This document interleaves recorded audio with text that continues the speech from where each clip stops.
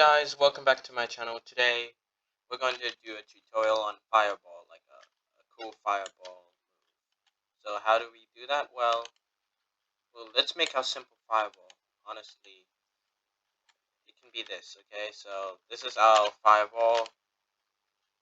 Let's make it look like a fireball.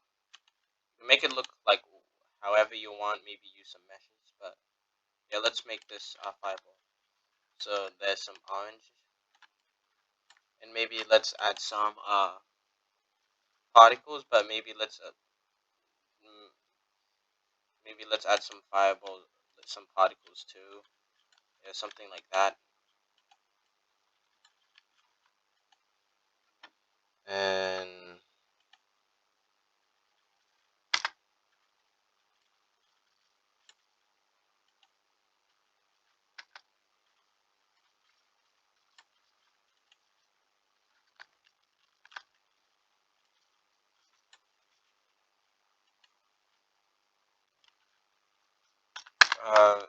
yeah, maybe like something like that. That looks good. I think it doesn't really. But let's see. Okay, yeah, this looks good. This is fireball. So this is our fireball right here. It looks pretty simple, but we can work with this. So yeah. The next thing we wanna add to our fireball is, well, add to this object an attachment, and make sure you can see the attachment by constraint. Just click on constraint details. It's right at the center, but just make sure this attachment is attached. Oh, and the next thing we want to do is, well, click on this create right here,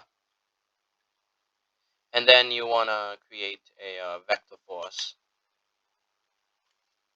And there, we got our vector force. And also scroll down on vector force, check its properties. Make sure its attachment 0 is this attachment right here. And yeah, and apply at center of mass, and we can make its force really high,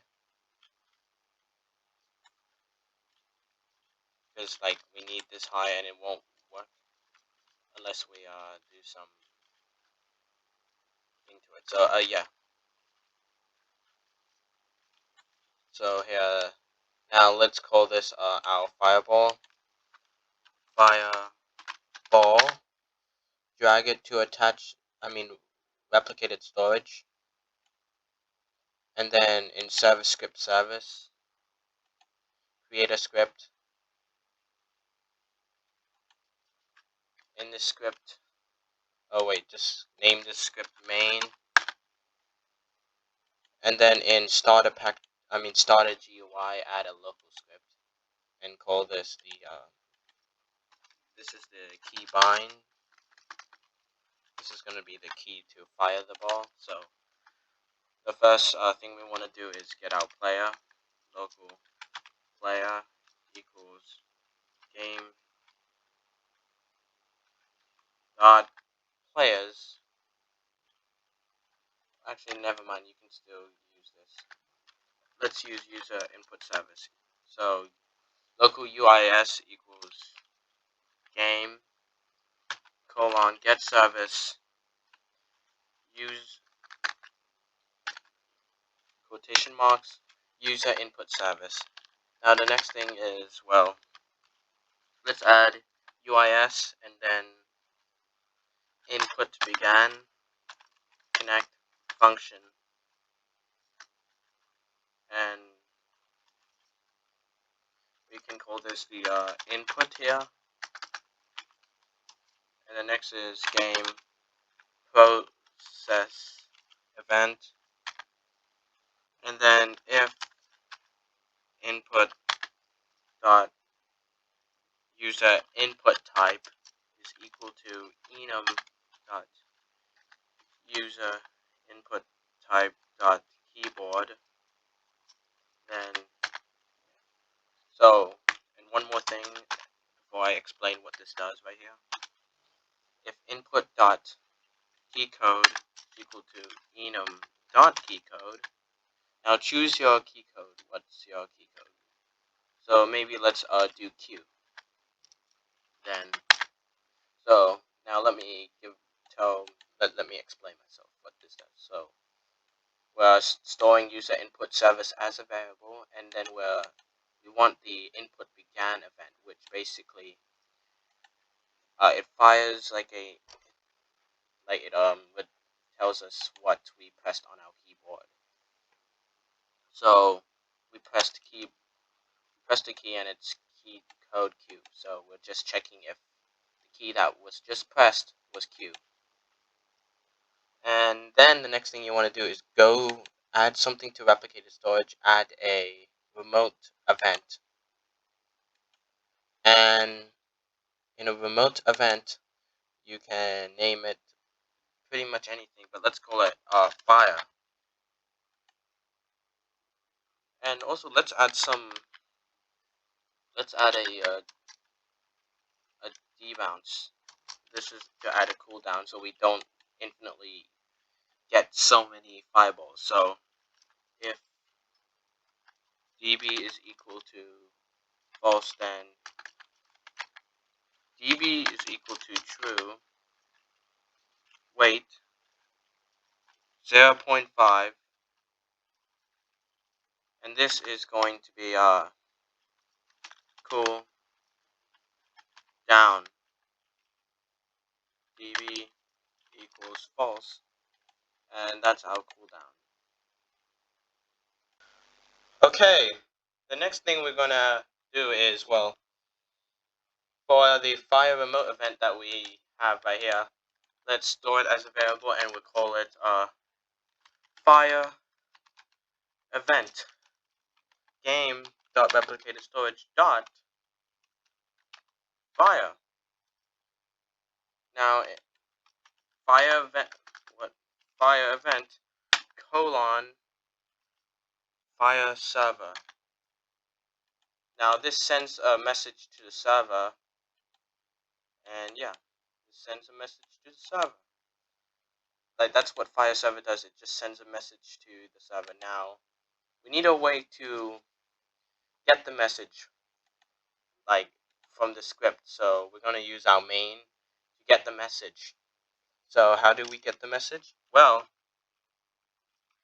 we're going to do the same exact thing, just we're going to go local fire event game.replicated storage dot fire, and then fire event on server event colon connect function. And yeah, oh, and the first parameter of on server event is always going to be the player that fired or sent the message. Oh yeah, and one more thing, add this on the keybind, the local one.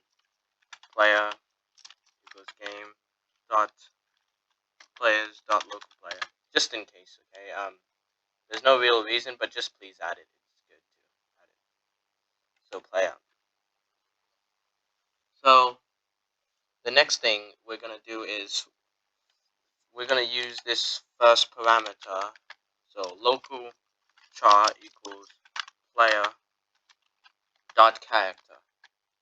Now player dot character has to create this fireball. So we're gonna have to create and clone this fireball. So we're gonna use the fireball script. No, wait, sorry. Game dot replicate the storage dot fireball, and then clone colon clone. So we've just cloned it. Now we're gonna have to parent fireball. We're gonna have to parent fireball to the character char, and yeah, we're gonna have to do that. And then the next thing we're gonna do is we're gonna have to also for our fire event, we're gonna have to position it. So fire fire should be called Should be fireball right here, sorry. Fireball.cframe equals to char get primary part cframe. Now, the next thing is going to be well, we need to activate this vector force. Right now, it's currently it should be enabled, should be turned off. But so fireball dot vector force enabled equals false. No, true. And yeah, that's pretty much how we can do it. It works. This force is kind of too high, but yeah, that will work. I'm just gonna add 1,000 to the y value. No actual reason. Like I said again, it's just okay. I'm just gonna add 100 to y to prevent gravity from pulling it down really quickly. But yeah, so this works now. And one more thing, we're gonna have to delete this object later on. So choose how long will the object be deleted, but we're gonna do wait 0.5 and then fireball destroy. And also to add some damage, like we want to damage some people, we're gonna have to add a block rig so we can test if the damage does work. So there's a few dummies right there. Now our fireball will work. Now one more thing. Fireball dot touched connect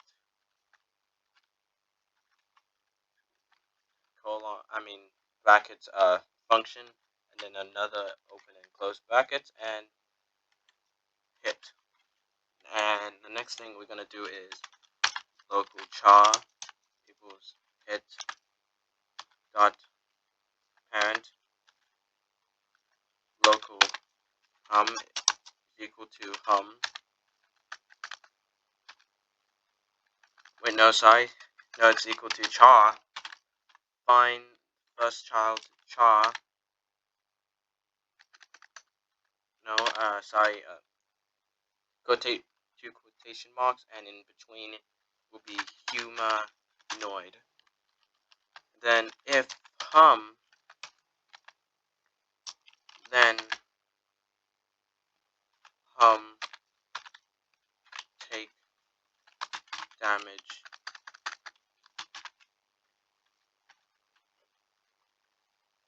And the amount of damage you want it to take. So let's go 19. So it takes 19 damage. Now let's test if this cool effect works.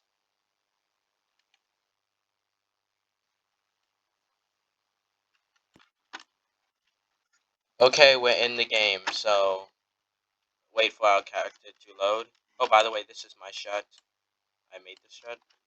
Not really relevant to the tutorial, but yeah. Press Q. Oh! Oh yeah, I forgot. So it insta kills me. We've forgotten to add one more thing. Well, two things in fact is that we do not want it to destroy ourselves. We don't want to kill ourselves. So we're gonna have to add one more thing to the code. So here. So yeah. Local db equals false. If db is equal to false, then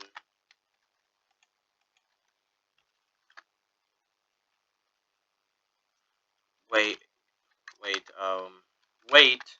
0.5 and then db equals true. and then end. So here, that's our code. That's how it's gonna be. Oh wait, no, it's dv equals false here. Sorry. Okay, yeah.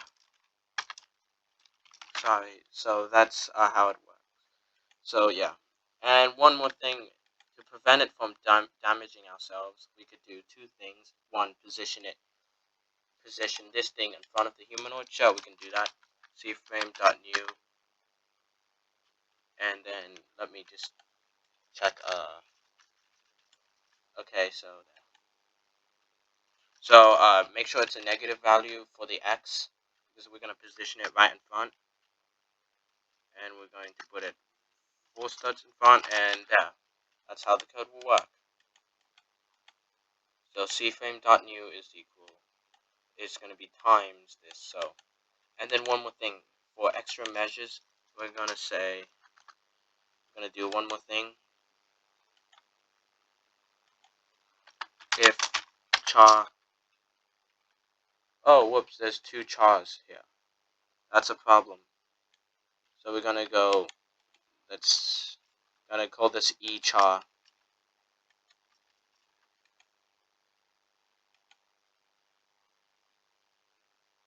So yeah, it's going to be e char is not equal to char, then go below and then add an end, and yeah, now we've added a safety feature. Would you?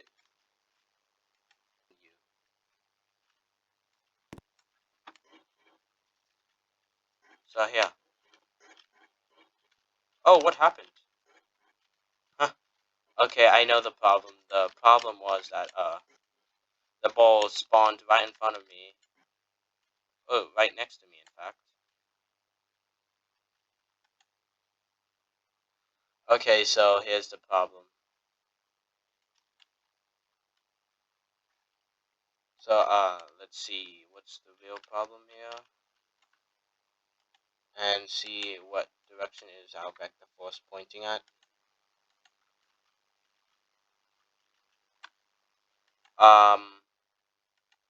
Let's see. Okay, it's pointing at the correct direction. So that means it leads to, the only problem is that the fireball should not be able to collide with anything. And let's make it massless.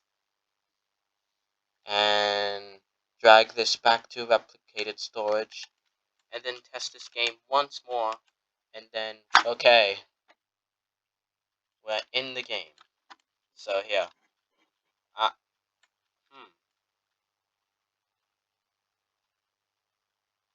interesting. So, it's not facing the correct direction, but I think I can fix that. So, let's drag this fireball into here. And let me just see. It looks like it turned to the wrong direction. So maybe, we need to turn maybe this.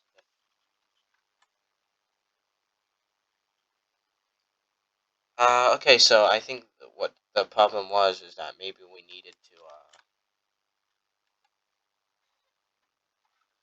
we maybe needed to switch X and Z around.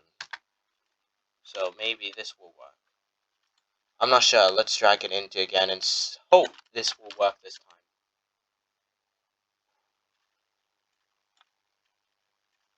So ignoring what happened, okay, my teaching skills suck, but okay, so yeah.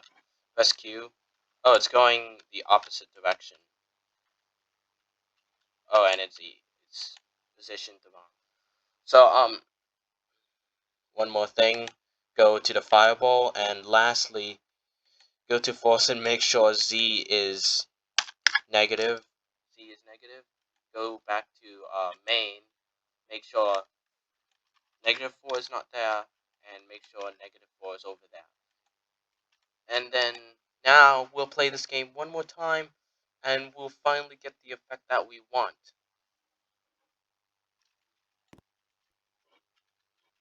So here, okay, our fireball works. It just plummets to the ground, but we can add an anti-gravity effect, but that's alright. Our fireball works. Pretty cool. So yeah, there's our fireball. Anyway, thanks for watching this video, and I hope this helps and helped your game. And I hope this helped you learn more about Roblox Studio coding. So thank you for watching. Please subscribe and hit that bell, and comment on this video for.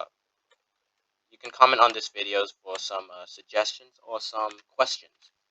So thanks for watching. Goodbye.